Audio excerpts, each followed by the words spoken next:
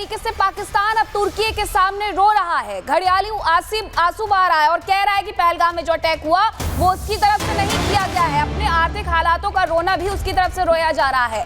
पाकिस्तान अपने हालातों को लेकर के रो रहा है। पहलगाम हमले में पाक का हाथ नहीं है, ये शहबाज शरीफ की तरफ से कहा गया है। तुर्की के सामने शहबाज शरीफ गिड़गिड़ाते हुए नजर आए हैं। उन्होंने तुर्की के राजदूत के साथ बैठक की है और इस दौरान घड़ियालू आंसू भी बहाए हैं। शहबाज शरीफ ने आतंकवाद पर खोखले दावे किए हैं। उन्होंने कहा है कि आतंकवाद विरोधी प्रयासों में बहुत बड़ी कुर्बानियां दी हैं। ये बड़ी बातें की जा रही हैं उनकी तरफ से। कहा जा रहा है कि भारत की कार्रवाई पाकिस्तान को उसके आतंकवाद विरोधी प्रयासों से विचलित कर देगी। खुद आतंकवाद को पालने वाले कह रहे हैं कि आतंकवाद विरोधी प्रयासों से विचलित कर देगी भारत की कार्रवाई। तो 3 तस्वीरें आपको दिखा रहे हैं। यूएई के सामने गिड़गिड़ाया पाकिस्तान, चीन के सामने रोया शहबाज शरीफ, तुर्की से रहम की गुहार लगाई, लेकिन कहीं से कोई मदद नहीं मिल रही है क्योंकि पाकिस्तान के हाथ में कटोरा आ चुका है। ऐसे में लगातार जाकर भीख मांग रहा है और मदद की जो भीख मांगी जा रही है उसमें पता लग रहा है कि पाकिस्तान कितना कमजोर है और ये भारत के सामने गीदड़ भपकियां देता है हमले करने की।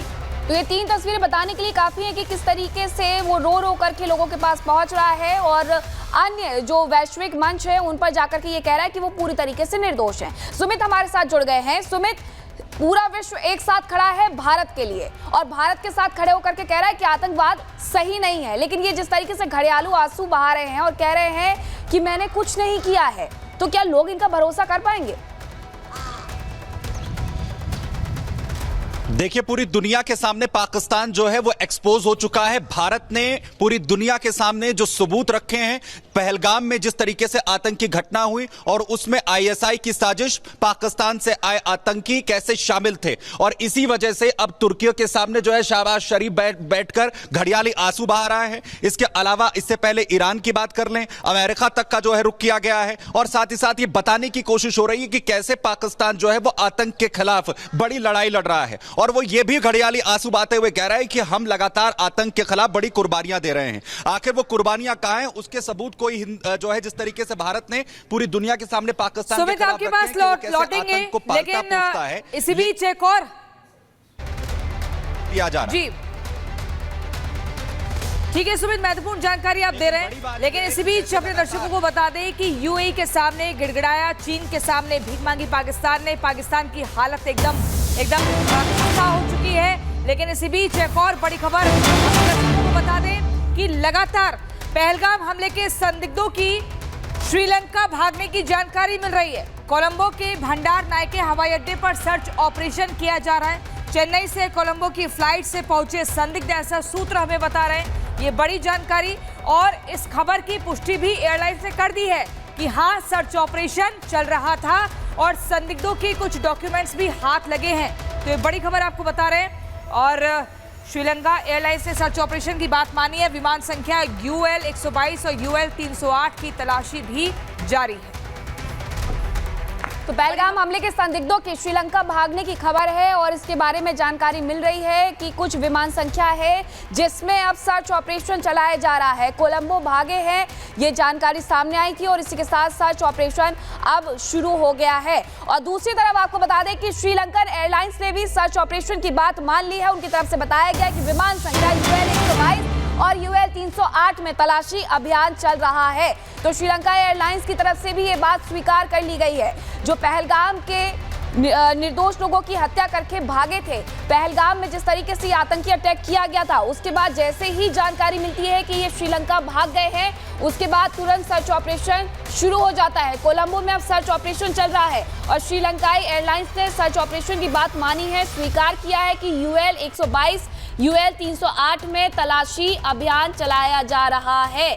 कोलंबो के भंडार नायके हवाई अड्डे पर यह सर्च ऑपरेशन चल रहा है। ये सूत्रों के हवाले से बड़ी जानकारी है कि चेन्नई से कोलंबो की फ्लाइट में ये संदिग्ध पहुंचे हैं और अब इसके बाद तब से ही सर्च ऑपरेशन यहां पर चलाया जा रहा है और माना जा रहा है कि बहुत जल्द ये सभी पकड़े जाएंगे।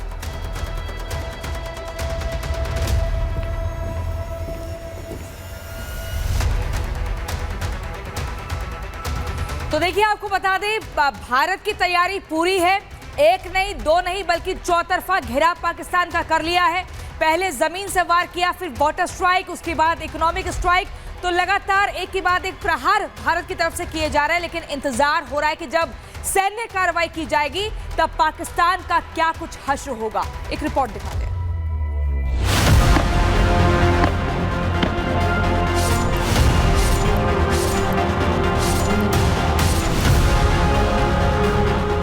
पहलगाम पर आतंकी हमले का भारत ले रहा है चुन चुन कर बदला।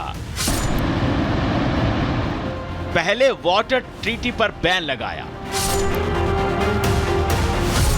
फिर वीजा स्ट्राइक की, उसके बाद डिजिटल स्ट्राइक की बारी आई।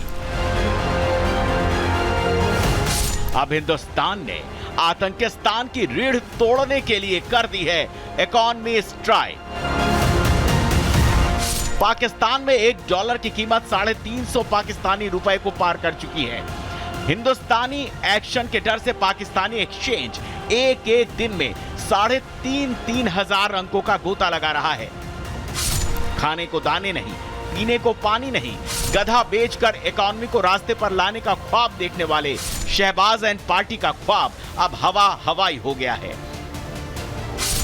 क्योंकि भारत ने एक बार फिर पाकिस्तान पर कर दी है आर्थिक चढ़ाई। पाकिस्तान से अब कोई व्यापार नहीं होगा। आयात निर्यात दोनों पर लगाया गया बैन।